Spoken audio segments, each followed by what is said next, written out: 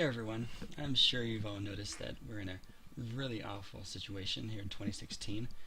Our political races are just making everyone go crazy. Um, Mostly crazy because we don't like the choices.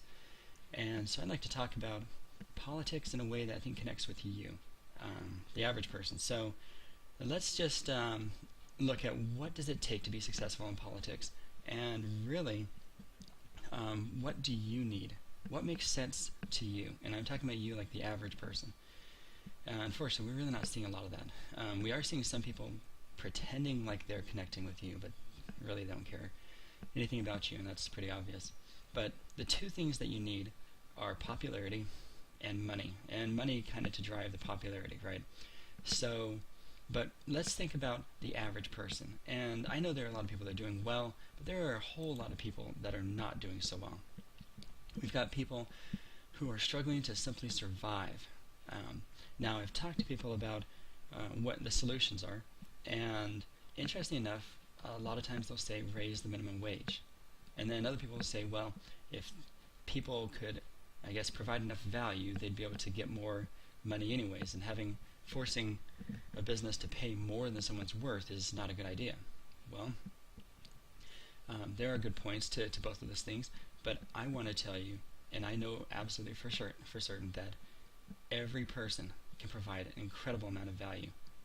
We don't have to have a minimum wage. We can, if we approach it right, give people the skills to succeed. That's really what they need. Now, some people will say we absolutely have to have people making minimum wage. There has to be poor. And I tell you, they're absolutely wrong. It's one of the worst lies that could ever be propagated on the earth. It's kind of easy to imagine because do we have to have people doing service? Absolutely. But is the value that they're providing, does that have to be nothing? And that's absolutely not true. And part of the reason for that is technology. We'll get into that. Needless to say, our education system is failing us. Even for those who are succeeding. The education, everyone pretty much admits, the first 18 years of our life in the public schools is worthless. What are you going to do with a high school degree? Seriously. It is the worst system on the face of the planet.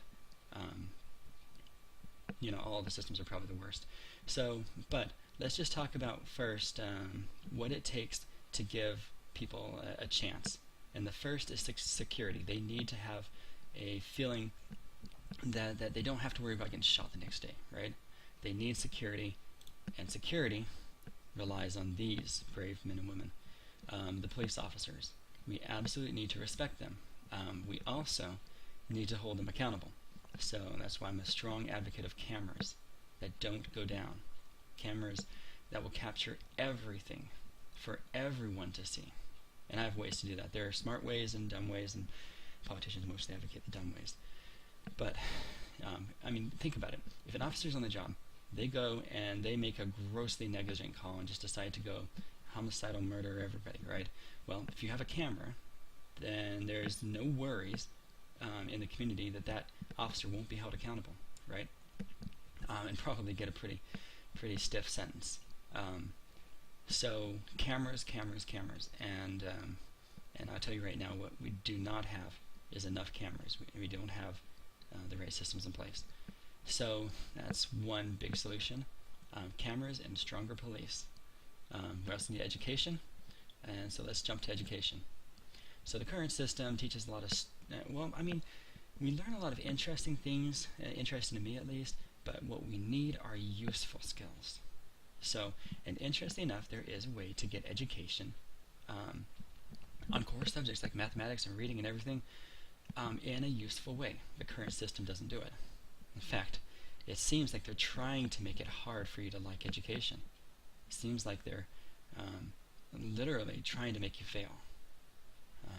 That's obviously not right. So, yeah, we need education in a competitive environment, meaning competitive education, where people have choice, teachers have choice, everything is choice. And we need education to focus on things that will make you money. In the end, when we're all making lots of money, we're all happy. And I guarantee you, we're not all making lots of money. So that point is not to be ignored. Alright, so let's say we got education down. Everybody has the skills, and I'm not just talking technical. We need people skills. It has to be in education, people skills. Because if you make your boss or your fellow coworkers unhappy, and you get fired, no matter how smart you are in all the skills, all the technical skills, it doesn't matter. You're fired, you don't get a job, people don't want to hire you because you have bad personal manners and so forth. People skills is incredibly important. But once we have that, and you're providing a lot of value, we don't have to worry about the minimum wage. There will be no need for a minimum wage, and a minimum wage actually does not make sense. It's stupid, and I'll tell you, it's just, I don't know, I think it's obvious that's stupid. I mean, if you have the skills to earn $40 an hour, what do you care if the minimum wage is 15? Well, you might care because you want to make sure that everyone else at least makes something where they can survive. Well, what if you knew that everyone would have the support, the opportunity to make at least $30 an hour, and to make it without companies being forced to give it to them? Well, if everyone you knew was making that, right, everyone that you'd ever heard of was making $30 an hour, we wouldn't be talking about a $15 minimum wage. Stupid, stupid, stupid. All right, so that's out of the way. Let's talk about, you might have already got the sense, government is the problem. Caused so many problems already on just the subjects I've talked about. Here is a major, major problem, the IRS. And it's major not just because of the wastefulness, but because they are actually taxing our income. Now, what's so bad about that? Well, what is so bad about being fined for being productive? Fined for bringing in an income? Well, that's what a tax on income is. It's a fine that the government says, we are going to punish you for being productive. Now, you might say, oh, the government needs money. Well, sure they do. But how do we collect it is very, very, very important. What if we didn't punish anyone for working? In fact, I think it should be illegal. In every state, I don't care what level of government, it should be completely unconstitutional and unallowed to tax income.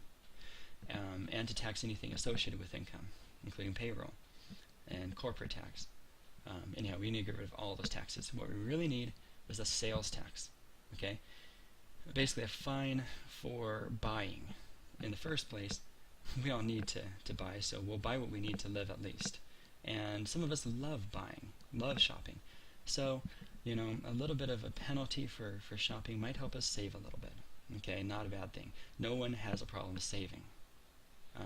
All our problems are usually our checking accounts resting at zero, right? So, sales tax all the way. And not just any kind of sales tax, fair tax. So, we need a flat sales tax across everything. Flat, because we're not trying to say, if you go and buy an expensive yacht, we're going to penalize you more. Who cares how you want to live? Too much as getting in each other's business. It makes you kind of think about the nature of politics. People holding strings on other people, controlling everyone in their every action. Stupid, stupid, stupid. So, yes, absolutely, we need a fair tax. And the fair tax here taxes things only once. So if you want to buy new stuff, it's got a tax on it. If you can't afford the tax, you buy old stuff, right? That's what I do. I buy lots of used things. If it works, it's good condition, it meets your needs, fine. If you got extra money, maybe you get something nicer, right? But the fair tax, one tax, or taxed once on anything that's new that's being provided for service to actually be used. Really, really awesome idea, and this really, this right here is, I think, the pinnacle, the foundation for our salvation. If we did this one little thing, but we need everything here. And the things I'm talking about are completely new. Nobody is talking about this. So if you listen to the politicians this last year, fair tax might have been mentioned once or twice by one candidate, I think. Now it's been mentioned one more time by a vice presidential pick under Trump. I'm not going to talk about him. But, a few times it's been mentioned. All these ideas I'm talking about fairly new. No one's talking about this. So, alright, we talked about the nature of politics. Everyone's trying to control everyone else, be in each other's business. Not good. I mean, where's the freedom in that? I mean, we're supposed to be a land of freedom, liberty. Where is it? Certainly not in playing all these games. games of controlling each other. Alright, so we've talked about fair tax. Let's talk about, okay, so another huge issue, and some people will make a really big deal about this. Let's see if I can grab it. That's not what I wanted to go to, but I'll take this. Okay, so technology. How is it that we can assure that people will make $30 an hour at least? And that's just the start. What if, anybody, black, white, from Chicago poor suburbs all the way up to the rich places. I don't even know where rich people live. I don't live with the rich people. And yeah, I'm not going to go into that part. So, how can we get people productive? Well, technology has been the key for the last 100 years. The more technology we give, the more productive people are. They use machines, and all of a sudden they can do a whole lot more value. They can do a whole lot more work. We need more technology. And the technology is coming, and it's coming fast. We have major developments, and in my opinion, it's not coming fast enough. In other words, government is getting in the way, and I think intentionally, getting in the way of the development of technology. I guess the easiest way to describe it is regulation and taxation. Awful mechanics, just slowing our development of technology. So, yeah, we can have robots that clean the streets. You don't have to have a person sweeping the streets, right? You can have robots doing all the things that you think, oh, we have to have somebody do that just doesn't really seem to have a whole lot of value, doesn't seem to require a whole lot of education. No. We can get robots to do it. We can get computers to do things that people have done before. Things you might think are menial or trivial. Artificial intelligence. I'm telling you, there is no reason why anyone should have to make minimum wage or less. Alright, so let's talk about the way that these ideas are going to get into effect are by the people who have the ideas and understand them thoroughly and completely. And really, I think I don't know anyone except myself that knows these things. I've heard people talk about some of these ideas a little bit, but to understand them thoroughly, why do we need privacy? Why is privacy essentially freedom? And basically the elimination of privacy, essentially the destruction of our freedom. And so if you don't understand these things, and you allow privacy to be invaded, and then you start to see your liberties diminishing, you won't be surprised, right? I certainly wouldn't let that happen. So, but in order to get people with these ideas into government, in charge, smart people is what you need in charge, to understand the times. What is IT security, and why do we need it, and what's going on, and what laws are needed? No, you don't just need consultants, you need people that are smart and understand it. So, we've got to get people popular. And so if you like these ideas, then really share them, spread it around. And if enough people like the ideas that I'm talking about, then maybe, just maybe, I might be able to get popular enough that I could have an influence, maybe even get into a position where I can spread these ideas to the people that matter, right? Maybe even be one of those people that enact these ideas. But we need popularity with those who have the great ideas. And I'll tell you what, I think it's pretty obvious that the existing system is not working, and it's failing incredibly. And anyone that suffers knows. Anyone that feels insecure knows. Anyone that doesn't have direction, or doesn't have a purpose to their life knows.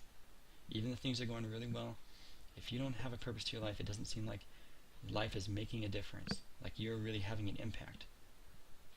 In part, it's because the system isn't encouraging you to.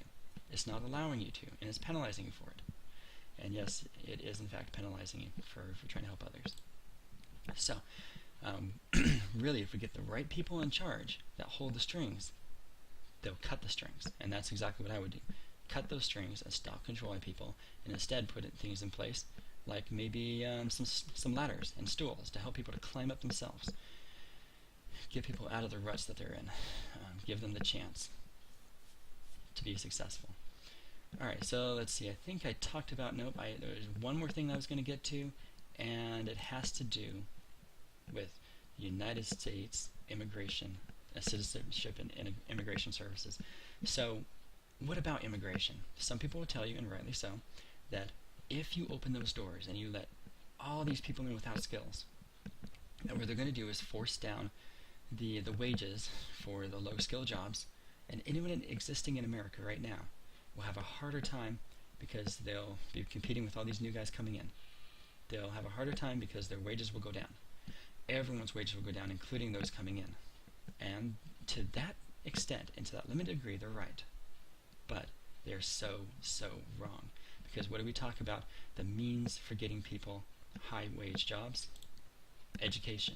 And it's not that expensive to educate people in the right subjects, in the right ways, by the right people, with the right system, none of which we have in any of those things that I just emphasized. There's like 4 or 5 points that I just emphasized. We have none of those. So, can we open those flood doors in a way that enables them, or actually requires them, to get the education on our dime? Absolutely, it's cheap. And what if we had lots of people coming in that wanted to be here? So we could be picky and say, all right, we'll make sure that you're not a felon, you're not a bad guy, you don't have a criminal intent, and there are ways to do this. We have resources that can figure out a person's intent, to figure out their psychology, and it's not that expensive to do that kind of screening. We get good people coming in, we give them an education, they feel a great indebtedness to us for that, and if they don't, who cares? They're working in America and they're providing value to our economy. And here's one thing I can tell you. Of those people coming in, anyone that says they're stealing jobs, that is a big, flat lie. Basically, consider these people mouths, okay? When a mouth comes in, it needs to eat.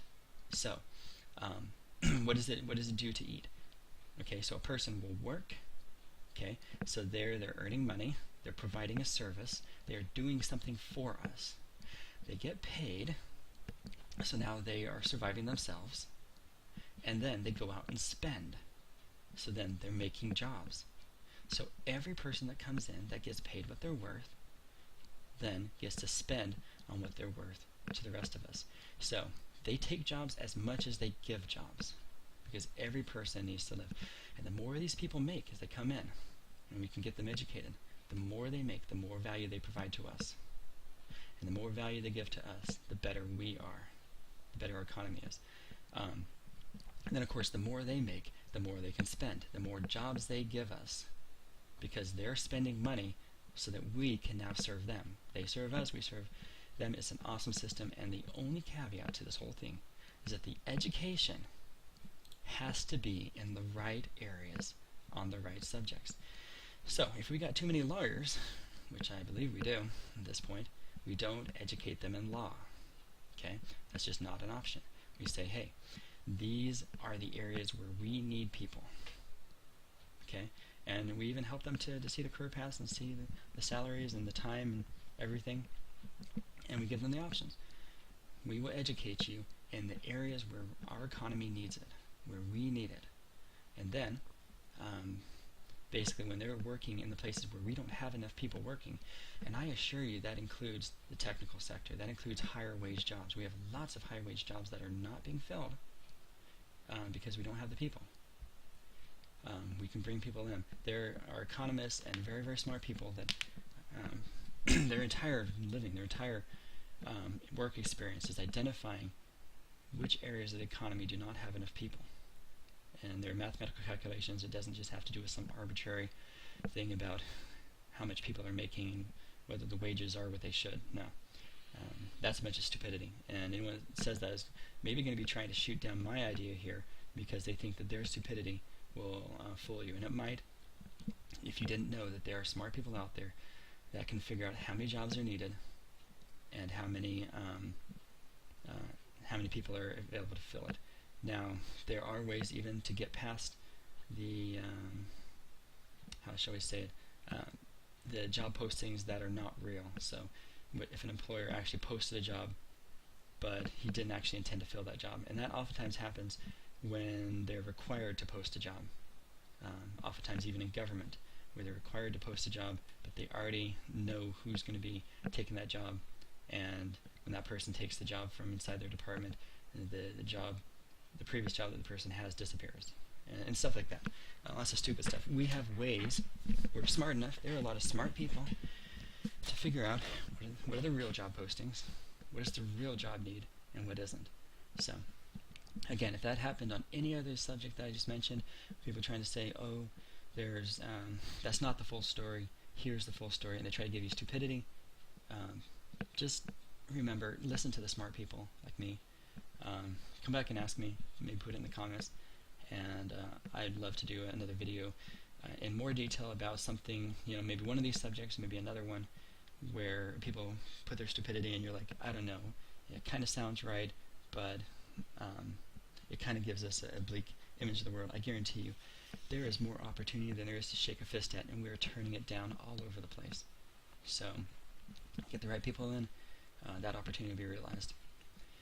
So anyhow, thanks for watching, and I hope that you like this and you share this, and maybe we'll get smart people in office that'll get the education, that'll get this minimum wage thing out, and get, let's see, get people like, this person in the picture anyways, in the poor, in the ghetto. I've lived there. I tell you, it's awful. Okay, I know what it's like, to give all of these people opportunity, because everybody needs it. And hopefully we'll get a lot of education, cultural, social education, and we'll stop having this anger and this conflict with police, and we'll have safe and secure neighborhoods. I mean, imagine it. If, and maybe this is just an actor here, but if this guy was really, really poor and had no money, and then he saw a way to legally get $40 or $50 an hour, and he was able to get up there in maybe a year or two. He was able to get the skills to get that. Do you think that he would be engaged in drugs, in violence, in disrespect to the police, or even killing police? I mean, do you think he would be living here? Or even remodeling if he really wanted to live here, right? He'll have enough money to remodel the whole place, remodel everybody's house. Or, do you think, really, would he be living in this kind of a neighborhood? No. He would either change his neighborhood, or he'd change his neighborhood. Interesting. He would actually change the neighborhood he lived in, or he would change to a different neighborhood. It's like I'm saying the same exact thing, but I'm implying he would either make his neighborhood better, or he would leave. Anyhow, thanks for watching, and I hope you enjoyed. Please share it. Thanks. Bye.